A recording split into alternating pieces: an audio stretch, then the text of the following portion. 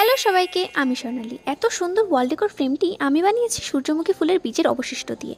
সূর্যমুখীর বীজ বা sunflower seed নাকি আমাদের শরীরের জন্য খুব উপকারী, তাই জন্য মা বাড়িতে কিনে এনে রেখেছিল। হাতে নিয়ে ছাড়িয়ে খেতে না খেতেই আমার মাথায় বুদ্ধি আসলো, এটা খেয়ে আমার শরীরের উপকার হোক বা না হোক, আমার অনেক উপকার হয়েছে। এই খোসা দিয়ে আমার সুন্দর ডিআইওয়াই বানানো হয়ে যাবে। এটা ভেবে খোসাগুলো আমি সুন্দর করে গুছিয়ে রেখেছিলাম, আর আজ হলো এগুলো কাজে লাগানোর দিন। প্রথমে একটা কার্ডবোর্ড কালো পেপার দিয়ে কভার করে নিলাম। এবার খাতার শক্ত পেজ থেকে ছোট ছোট 3টে গোল শেপ কেটে নিলাম। এই গোল অংশগুলোতে আমি আঠা দিয়ে একটার পাশে একটা সূর্যমুখীর বীজের খোসা লাগাচ্ছি। 3 লাইন করে সাজিয়ে তৈরি হলো সুন্দর 3টে ফুল। মাঝে বসিয়েছি গোল্ডেন রঙের পুঁতি, যাতে ফুলগুলো আরও বেশি উজ্জ্বল দেখায়। এবার আঠার সাহায্যে ফুলগুলিকে কালো কার্ডবোর্ডের উপর সুন্দর করে বসিয়ে দিলাম। এরপর বানালাম 3টে পাতা।